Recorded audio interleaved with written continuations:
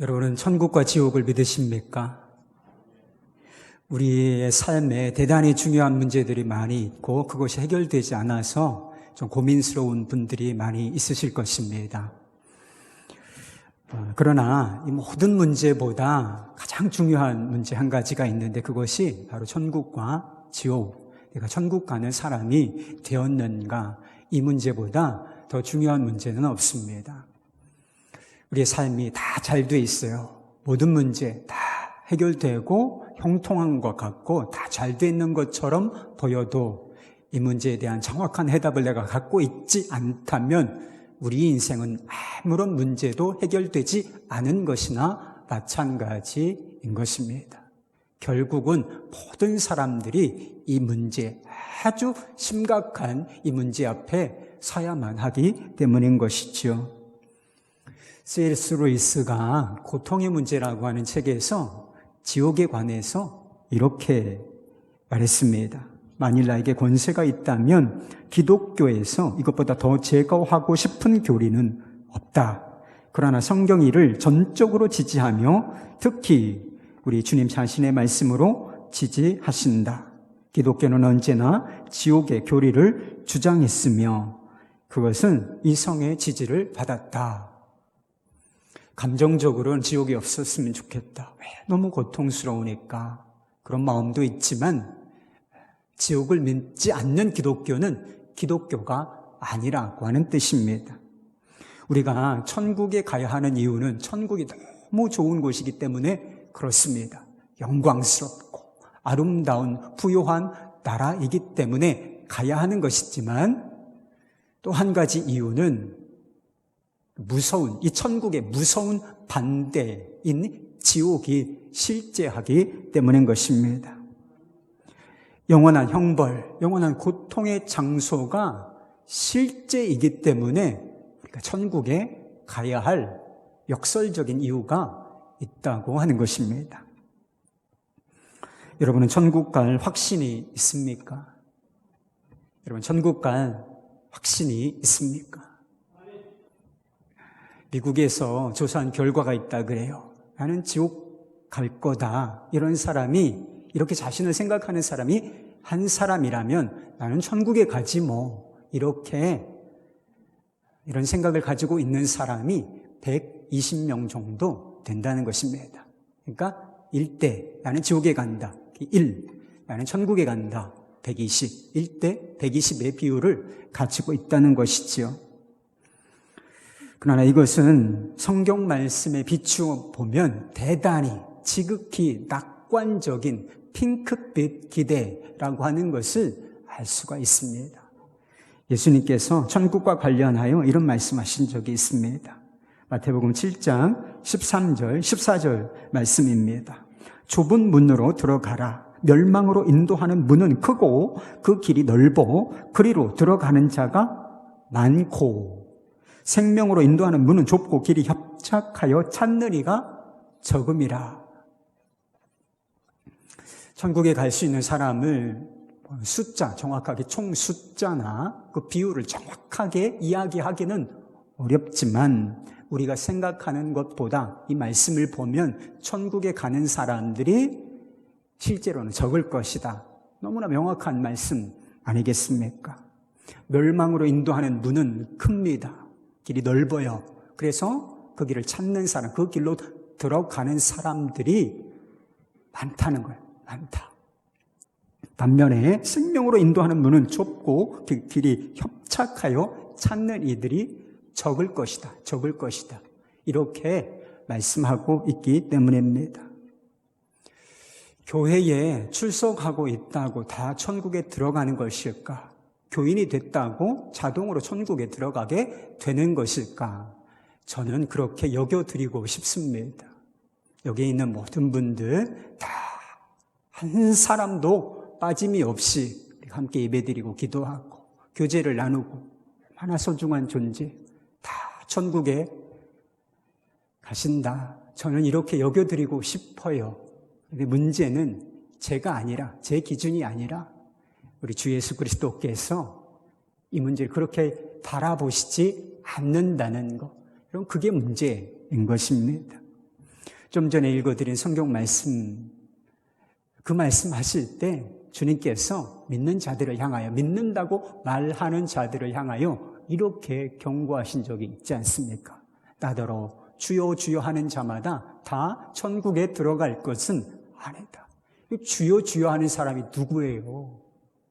교인 아닙니까? 신앙생활 한다고 하는 사람들 아니에요. 그런데 그 사람들이 다 천국에 들어갈 것은 아니다. 불행한 일이지만 이 가운데에도 천국에 들어가지 못할 사람이 있을까? 얼마든지 존재한다. 그것이 주님의 말씀인 것입니다. 그렇다면 구원받기가 너무 어려워. 그렇기 때문에 구원받는 이가 적을 것이다, 이렇게 말씀하고 계시는가? 절대로 그렇지가 않습니다. 사실 예수님께서 그분의 십자가, 그리고 부활로 말미암아 구원의 대로를 열어 놓으셨습니다. 우리는 아무 자격 없고 아무것도 할 수 없는 그저 죄인에 불과하지만 예수님께서 죄인들을 위하여 모든 것을 이루어 놓으신 것입니다. 우리에게 뭐가 필요하죠? 우리의 구세주, 그 예수 그리스도에 대한 이 믿음 하나가 필요한 것입니다. 믿음만 필요합니까? 믿음이면 충분합니까? 정말 다른 것, 구원받기 위하여 다른 것은 정말 필요 없나요? 그렇습니다. 오직 이 믿음 하나면 구원받기에 충분하다. 오직 의인은 믿음으로 말미암아 살리라. 여러분, 이것이 복음인 것을 믿으실 수 있기를 바랍니다. 여러분은 복음을 믿으십니까? 야고보가 2장 1절에서 그렇게 이야기했잖아요. 영광의 주, 우리 주 예수 그리스도에 대한 믿음을 너희가 가졌으니. 여러분, 우리 주 예수 그리스도에 대한 믿음을 가지셨습니까?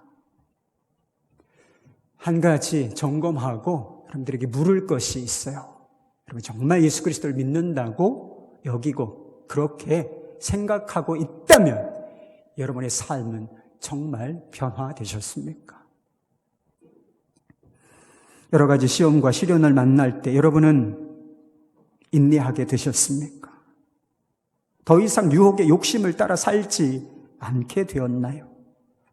모든 더러운 것과 넘치는 이 세상이 넘쳐나죠. 이런 것들을 버리게 되셨습니까? 함부로 성내지 않게 되셨습니까? 혀를 제갈 물리며 말에 있어서 신중하게 되셨습니까? 세상에 물들지 않고 자기를 지켜내며 세상과 구별된 삶을 살게 되셨습니까?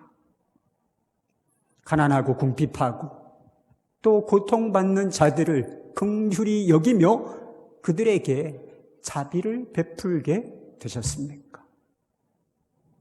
사람을 외모로 취하지 아니하고 그 외모로 사람을 차별하지 않게 되셨습니까? 어떤 사람이 예정된 모임이 있었는데 그 모임 시간에 상당 시간 늦었다고 합니다. 그래서 왜 이렇게 모임에 늦으셨냐 물었더니 오는 길에 큰 트럭과 탁 하고 부딪히는 큰 사고를 당했노라. 그래서 내가 이렇게 늦었노라. 이렇게 이야기를 했다는 겁니다. 그러나 그는 다친 곳이 아무것도 없고 멀쩡한 모습이었습니다. 여러분 같으면 이 사람이 큰 트럭에 팡 하고 부딪히는 사고를 당했다는 이 사실, 그래서 모임에 늦었다는 사실을 믿으실 수 있겠습니까? 거짓말하지 마세요. 거짓말하지 마세요. 어떻게 그렇게 큰 트럭에 부딪히고서 그렇게 머리털 하나 상하지 않고 온전할 수 있다는 말입니까? 이렇게 묻지 않겠습니까? 믿음이라고 하는 것은 예수님과 인격적인 만남을 의미하는 것입니다. 그냥 철학, 어떤 관념이 아니라 예수님과 인격적인 만남을 믿음이라고 하는 것입니다. 그래서 성경에서 믿는다는 표현을 무엇이라고도 말하는가? 예수님을 영접한다, 모셔드린다, 이런 표현으로 사용하고 있는 이유가 바로 그것입니다.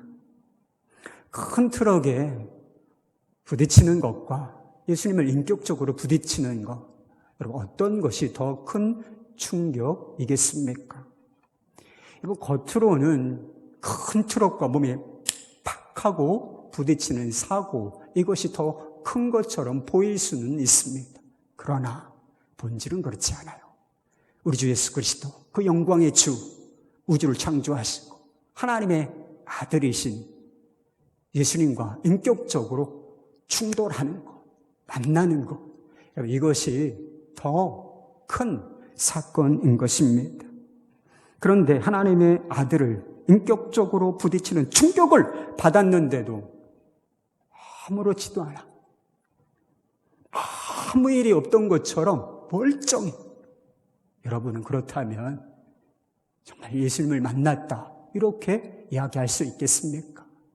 트럭을 부딪히고도 아무 일이 없는 사람, 멀쩡한 사람, 거짓말하지 마세요. 그건 사실이 아니잖아요. 똑같아요, 여러분. 야고보가 오늘 이 본문 말씀을 통해서 우리에게 하고 싶은 이야기가 바로 이 이야기인 것입니다. 좀 전에 말씀드린 것처럼 구원은 믿음으로 받습니다. 사도 바울은 믿음으로만 우리가 구원을 받는다, 이 진리를 이렇게 강조한 적이 있습니다. 로마서 3장 28절 말씀입니다. 그러므로 사람이 의롭다 하심을 얻은 것은 율법의 행위에 있지 않고 믿음으로 되는 줄 우리가 인정하노라. 사람이 의롭다 하심을 얻는 것은, 구원받는 것은 믿음으로 되는 줄 우리가 아노라, 인정하노라, 이렇게 써도 아무 문제가 없습니다. 그런데 사도 바울은 믿음 앞에 뭔가를 덧붙였어요. 부정하고 있습니다. 율법의 행위에 있지 아니하고 라는 말을 굳이 특별하게 붙여놓았습니다. 사람들이 오해할까 봐 그런 것입니다. 구원받는 믿음은 우리가 율법을 지키는 행위, 이 행위와는 상관없다, 이것을 강조하기 위함이었던 것입니다. 그러니까 순수한 그 믿음이면 우리가 의롭다 하심 받기에 충분하다, 이것을 강조하려고 그렇게 특별히 부정하는 부정문을 붙여놓은 것입니다. 그런데 야고보는 본문 말씀 속에서 믿음이 아니라 행위, 이 행위를 강조한 듯한 느낌을 강하게 받습니다. 24절 말씀 보시지요. 사람이 행함으로 의롭다 하심을 받고 믿음으로만은 아니니라. 우리가 이런 말씀을 성경에서 대할 때 좀 곤혹스러운 느낌을 받습니다. 성경을 대충 읽지 아니하고 하나님의 말씀으로, 진실한 하나님의 말씀으로 받으려는 신중한 마음이 있는 사람들은 이런 말씀을 대할 때 곤혹스러워요. 바울의 이야기와 야고보의 이야기가 다른 것처럼 보이기 때문인 것입니다. 이 두 사도, 이 두 사람이 정말 다른 이야기를 하고 있는 것일까?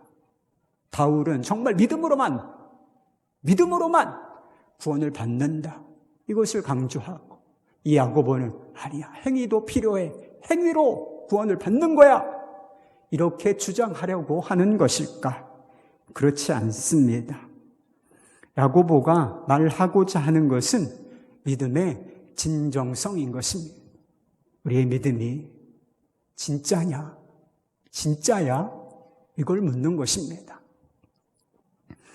우리가 신앙생활과 관련하여 이 행위와 관련하여 두 가지 위험에 빠질 수가 있습니다. 첫 번째 위험은 이 행함을 믿음과 동일시할 위험인 것입니다. 우리도 행하는 게 있죠. 주일 예배, 이렇게 예배에 참석하는 것이나, 그리고 헌신하고 봉사하고 헌금하고 또 구제하는 이런 행함이 있지 않습니까? 이것을 믿음과 동일시할 위험이 있는 것입니다. 이런 것들을 잘하면 예배 출석 잘하고 기도에 잘 나오고 봉사할 때 빠지지 않고 이러면 믿음이 좋은 것입니까? 우리가 그렇게 여기는 경향이 실제로 우리 안에 있습니다. 그런데 이런 생각을 가지고 있으면 하나님과의 관계가 굉장히 피상적이고 기계적이고 그리고 위선적인 겉과 속이 다른 위선적인 신앙생활을 하게 되어 있는 것입니다. 무엇인가를 정말 열심히 행하면서도 믿음이 없이 행할 수 있을까? 성경은 그렇다고 이야기하고 있습니다. 여러분 바리새인들 보시지요. 바리새인들은 행동파였어요. 행동파. 율법의 조항들을 아주 철저하게 연구했을 뿐만 아니라 그것을 몸으로 지켜낸 행한 사람들이었습니다. 그리고 그로 말미암아 나는 하나님의 백성이다. 나는 구원받은 하나님의 백성이다. 이렇게 자부하고 있던 사람들이었습니다. 그러나 예수님께서는 그들을 보시고 너희가 긍휼과 믿음은 버렸다. 이렇게 말씀하셨지요. 경건한 것처럼 보이는 그들의 행위가 핵심은 빠진 껍데기, 진정한 경건이 아니라 경건의 모양에 불과하다. 그래서 그들을 향하여 뭐라고 비판하셨느냐? 너희들이 회칠한 무덤과 같다. 이렇게 말씀하셨다는 것이지요.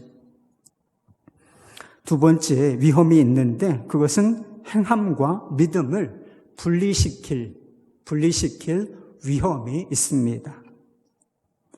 행함과 믿음을 완전히 별개다, 따로따로다 이렇게 생각할 위험이 존재한다라고 하는 것입니다. 이런 생각을 가지고 있으면 어떤 결과가 우리의 삶에 나타날까? 믿음으로 구원을 받았으니 그 이후의 삶은 아무래도 괜찮아. 욕심대로 살아도 괜찮아. 죄를 지어도 괜찮아. No problem. 이렇게 방탕한 방종주의로 빠지기가 쉬운 것입니다. 야고보가 경고하는 것이 바로 이 두 번째 위험인 것입니다. 여러분, 행함은 결코 믿음과 동일한 것이 아닙니다. 행함과 순종이 구원의 절대적인 기준이라면 우리 중에 그 기준을 만족시킬 수 있는 사람, 그 기준을 통과하여 천국에 들어갈 수 있는 사람이 누가 있습니까? 아무도 없어요. 우리가 행한 것과 상관없이 오직 예수 그리스도를 믿는 그 믿음으로 구원을 받습니다. 그렇다면 믿음과 이 행위를 따로 떼어서 완전히 분리시켜서 생각할 수 있는 것인가? 그렇지도 않습니다. 야고보는 행함과 분리된 이 믿음, 다시 말해서 행함이 결여된 이 믿음을, 그 실체를 이렇게 이야기했어요. 우리 14절, 17절 말씀을 보십시다. 내 형제들아, 만일 사람이 믿음이 있노라 하고, 나 믿음이 있어, 이렇게 얘기해요. 그런데 행함이 없으면 무슨 유익이 있으리요? 그 믿음이 능히 자기를 구원하겠느냐? 이와 같이 행함이 없는 믿음은 그 자체가 죽은 것이니라. 행함이 없는 믿음은 죽은 것이고, 행함이 없는 죽은 믿음으로는 결코 자기를 구원할 수 없다, 구원받을 수 없다, 이렇게 경고하고 있는 것이지요. 죽은 믿음이 무엇을 말하는 것이겠습니까? 그것은 지식뿐이고 말뿐인 믿음을 말하는 것입니다. 물론 안다라고 하는 것은 믿음에 있어서 대단히 중요한 요소인 것은 맞습니다. 성경에 보면 안다, 깨닫는다 또는 배운다 이런 단어들이 상당히 많이 나옵니다. 이런 것이 없이 믿음이 불가능하기 때문인 것입니다. 지식이 믿음에 있어서 중요한 구성 요소인 것은 맞습니다. 그러나 그것이 행함으로 나타나지 않는다면 그 아는 것, 그 지식은 믿음일 수 없다. 이렇게 이야기하고 있는 것이지요. 15절과 16절 말씀에 보면 죽은 믿음의 예가 나와요. 예, 이것만 죽은 믿음이겠습니까? 많은 실제적인 예 한 가지를 들어주고 있습니다. 여러분들, 사랑이 중요하다. 예수 그리스도를 믿는 사람으로서 사랑이 얼마나 중요해요, 여러분. 사랑이 제일이다 하는 말씀이죠. 그리고 사랑을 해야 한다. 알죠, 뭐. 그런데 공동체 안에서 가난하고 헐벗고 일용할 양식이 없는 지체를 만났습니다. 근데 그에게 뭐라고 말하느냐 하면 평안히 가라, 덥게 하라, 그리고 배부르게 하라, 이렇게 말해요. 위로하는 거죠. 이렇게 위로하는 척 하지만 그의 필요, 그의 쓸 것은 도무지 베풀어 주지 않는, 공급해 주지 않는 이런 사람이 있다는 것입니다. 우리 식으로 이야기하면 당장 먹을 것이 없어요.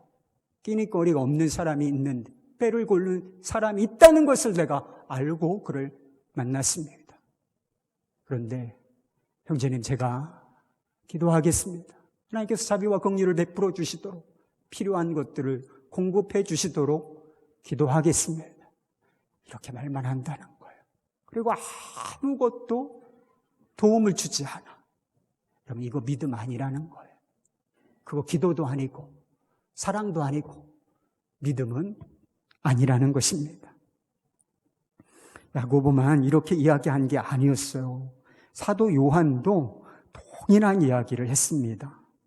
요한일서 3장 17절, 18절 말씀입니다.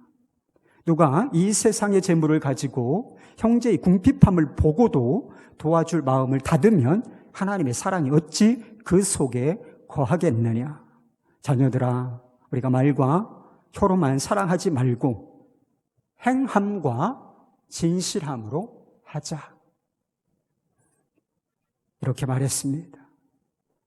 여러분은 가난하고 궁핍하고 또 고통받는 이들을 위해서 무엇인가를 나누고 베풀고 실제적인 도움을 준 적이 있습니까?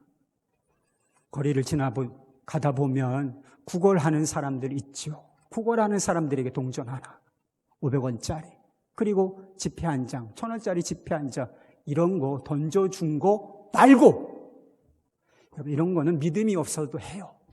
믿음이 없어도 얼마든지 할 수 있는 것입니다. 그런데 정말 이건 희생이다.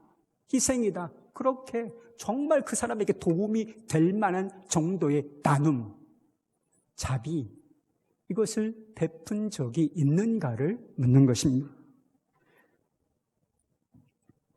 그러면 이런 것이 없이, 이런 행함이 없다면 내게 믿음이 있다, 사랑이 있다, 구원받았다, 이렇게 생각하면 안 된다는 것입니다. 예수를 믿는다는 게 도대체 무엇을 의미하는 것입니까? 예수를 믿는다는 것은 여러 가지 의미가 있지만 핵심은 그거예요. 나 같은 죄인, 나 같은 죽어 마땅한 죄인이 엄청난, 하나님의 이 엄청난 사랑을 받고 있다. 또 이걸 믿는 거 아니에요. 그렇다면 생각해 보십시오.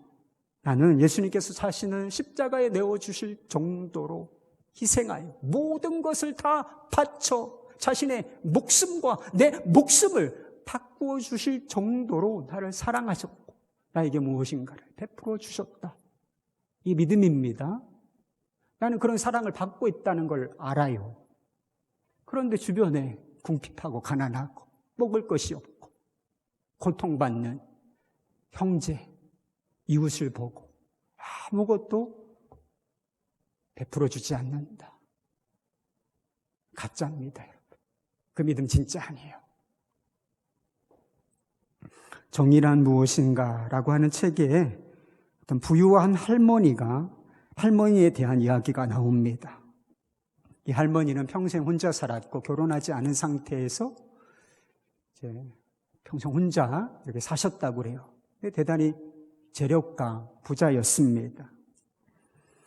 혼자 살았기 때문에 유산을 누군가에게 남겨주어야 하는데 유산을 남겨줄 수 있는 가장 가까운 친척은 조카 한 사람이 유일했습니다. 이 조카는 이 부유한 할머니에 대해서 아주 젠틀하고 그리고 사근사근하게 구는 그런 젊은이였습니다. 그런데 이 젊은이에 관해서 주변에서 이런저런 소문이, 부정적인 소문이 들리기 시작했어요. 그래서 나한테는 이렇게 젠틀하고 그리고 사근사근하게 구는데 내가 사람을 잘못 본 것은 아닌가, 이런 의심이 들기 시작했습니다. 그래서 이 청년의 됨됨이를 알아보고자 한 가지 실험을 하기로 결정했습니다. 어느 날 아침에 이 할머니가 노숙자처럼 다 떨어진 옷을 입고 조카네 집에 문을 두드렸습니다. 어떤 일이 벌어졌을까요? 문을 열고 나온 이 젊은이는 심한 욕설을 퍼부으며 당장 꺼지지 않으면 경찰을 부르겠다, 이렇게 위협했다고 합니다. 부유한 할머니한테 젠틀하고 사근사근하게 구는 이 모습, 그리고 가난한 노파에게 소리를 지르며 욕설을 퍼붓고 위협하는 이 젊은이, 어떤 것이 이 젊은이의 본심, 그 젊은이의 진짜 모습이겠습니까? 이 부유한 할머니가 이 젊은이의 이 조카의 됨됨이를 간파하고 자신의 유산을 한 푼도 물려주지 않았다는 이야기입니다. 마태복음 25장에 보면 예수님께서 마지막 때 심판을 이야기하시면서 양과 염소로 갈라질 때가 올 것이다, 이렇게 말씀하시면서 그런 이야기를 하셨어요. 가난하고 궁핍하고 옥에 갇히고 정말 고통받는 자들, 그들이 나다. 그리고 그들을 섬기는 것이 곧 나에 대하여 한 것이다, 나는 그렇게 여긴다, 이렇게 말씀하신 적이 있습니다. 그런데 우리가 이런 사람들, 가난하고 궁핍하고 정말 힘든 사람들, 이런 사람들을 물리치고 그 사람들에게 아무것도 베풀지 아니하고 아무 도움도 주지 않으면서 우리가 예수님을 영접했다, 이게 맞습니까? 아니에요. 예수님이 영접한 거 아닙니다. 믿음과 행함은 동일하지도 않고 분리시킬 수도 없습니다. 그렇다면 이 믿음과 행함은 어떤 관계를 가지고 있는 것일까요? 야고보는 믿음과 행함의 관계를 이렇게 정리했어요. 22절 말씀입니다. 내가 보거니와 믿음이 그의 행함과 함께 일하고 행함으로 믿음이 온전하게 되었느니라. 믿음 있습니다.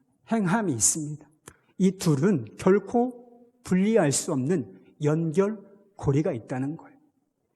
이 말씀 속에서 그 연결고리를 찾으실 수 있겠습니까? 그게 함께라고, 이 둘은 함께 붙어 있는 거라는 거예요. 다른 것이지만 붙어 함께 있는 것이라 하는 것입니다. 우리가 행함으로 구원을 받는 것은 아니지만 행함은 믿음과 함께 일하고 믿음을 온전하고 성숙하게 만든다 하는 것입니다. 말하자면 행위, 이 순종, 이 열매, 이것이 우리의 됨됨이, 우리의 실체를 확증하며 그리고 그 믿음을 더욱 분명하게, 온전하게 한다, 이렇게 말하고 있는 것이지요. 여러분, 믿음은 눈에 보이는 것이 아닙니다. 여러분, 믿음을 저한테 보여주실 수 있겠습니까? 그런 이야기도 나오죠. 믿음은 눈에 보이는 것이 아니지만 보이는 것입니다. 믿음은 눈에 보이는 것이지 아니지만 보이도록 나타나는 속성이 있습니다. 그것이 바로 순종이라고 하는 행위인 것입니다. 여러분, 하나님을 믿으십니까?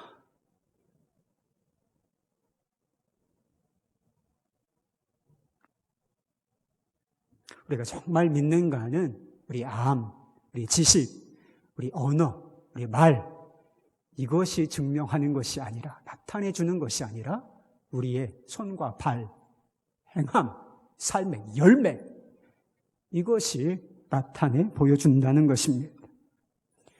예수님께서도 동일한 말씀하셨어요. 성경 결코 상충되지 않습니다. 예수님께서 뭐라고 말씀하셨느냐? 그들의 열매로 그들을 알 것이다. 열매를 보면 그 나무의 본질, 우리의 정체성, 우리가 어느 나라에 속하였고 누구에게 뿌리를 내렸는지 이걸 알 수 있다는 거예요.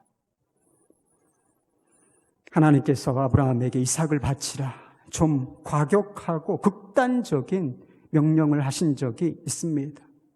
이성적으로 이해하기가 어렵고 순종하기는 더 어려운 그런 말씀이었습니다. 그럼에도 불구하고 아브라함은 하나님의 말씀을 따라 모리아 산으로 순종의 걸음을 한 걸음 또 한 걸음 내딛는다는 것이지요. 아브라함이 어떻게 그 무거운 순종의 발걸음을 내디딜 수 있었겠습니까?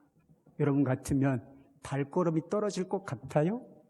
그런 명령을 듣고 이런 발의 무게를 수십 톤도 넘을 것입니다, 여러분. 인간의 의지, 인간의 능력으로는 그 발 못 듭니다, 여러분. 결코 순종할 수 없다. 순종의 결과는 예측할 수 없지만 그것을 명하신 하나님은 선하시다. 그리고 죽음의 순간에도 하나님은 원하시기만 하면 무엇이든지 할 수 있다. 바로 하나님의 선하심과 그분의 능력에 대한 믿음, 이것이 그토록 무거운 이 발걸음을 한 걸음 또 한 걸음 옮길 수 있게 하는 동력이었던 것입니다. 기생 라합도 마찬가지예요. 이스라엘 백성들이 여리고를 점령할 때에 이 라합이 이스라엘 정탐, 미리 정탐하러 온 이 정탐꾼을 숨겨주는데 그것은 자기 목숨을 걸어야 하는 일이었습니다. 그는 하나님께서 이스라엘 백성들에게 하신 일들을 멀리서 들었습니다. 홍해를 가르시고 구원의 위대한 능력을 보여주시며 광야에서 아무것도 먹을 것이 없는 그 광야에서 먹을 것 만나를 내려주시고 마실 물 반석에서 물을 내시며 그리고 이민족들과의 전쟁에서 위대한 승리를 거두게 하셨다. 이 사실을 들었어요. 그리고 여리고성에서도 그와 같은 일을 하실 수 있다는 것을 알았어요. 로마서 10장 17절 말씀에 보면 믿음이 어떻게 생기는가? 믿음은 들음에서 난다. 들음에서 난다라고 말씀하고 있는 것처럼 이 들음을 통하여 그에게 믿음의 싹이 텄던 것입니다. 그리고 그 믿음에 근거하여 그 믿음 때문에 라합이 자기 목숨과 자기 식구들의 목숨을 걸어야 할 그 상황 속에서도 정탐꾼을 숨겨주는 행위를 순종을 드릴 수 있었던 것입니다. 마태복음 9장에 보면 12회를 혈루증으로 앓던 여인에 관한 이야기가 나와요. 예수님께서 많은 무리 가운데 둘러싸여 계신데 어느 여인이 이 질병에 걸려 고통받았던 이 여인이 살며시 다가와서 예수님의 옷자락을 만집니다. 터치. 근데 그 순간 예수님의 능력이 나가 그 여인이 그 질병에서 깨끗하게 고침받는 역사가 일어났지요. 근데 그 순간 예수님께서 그 여인을 보시고 이렇게 말씀하셨어요. 딸아, 안심하라. 내 믿음이 너를 구원하였느니라. 눈에 드러난 건 뭐예요? 터치. 예수님의 옷자락에 손을 댄 그 여인의 행위였습니다. 그런데 예수님께서는 내가 그 행위로 구원받았다라고 말씀하지 아니하시고 따라 내 믿음이 너를 구원하였다. 이게 무슨 의미예요? 터치. 이 손을 댄 행위가 그 여인 속에 있는 믿음에서 나온, 믿음이라는 뿌리에서 나온 것임을 예수님께서 아셨다는 뜻인 것입니다. 모두 우리의 믿음이 진실하다면 손발이 움직여지는 행함, 순종으로 나타나게 되어 있다는 사례들인 것이지요. 여러분, 행함이 없는 믿음은 아주 정교하게 만들어진 위조 신분증과 같습니다. 누구누구, 여러분이 이름이 있으시죠? 제 이름 정한이요. 그리스도인, 하나님의 자녀, 신분증, 목에 걸 수 있어요. 이 신분증이 어느 정도 정교하냐면 다른 사람을 속일 뿐만 아니라 자기를 속일 수 있을 정도로, 그것을 만들어낸 자기 자신도 속일 정도로 아주 정교하게 만들어졌다는 것. 이 위조 신분증으로 교회는 얼마든지 드나들 수 있습니다. 이러저러한 일을 하고 맡고 또 직분, 집사, 권사, 장로, 목사 얼마든지 직분도 맡을 수 있습니다. 그런데 문제는 천국문 앞에 섰을 때인 것입니다. 심판대 앞에 섰을 때 이게 문제예요. 천국문, 위조 신분증으로는 결코 통과할 수 없습니다. 통과. 위조 신분증. 안 돼.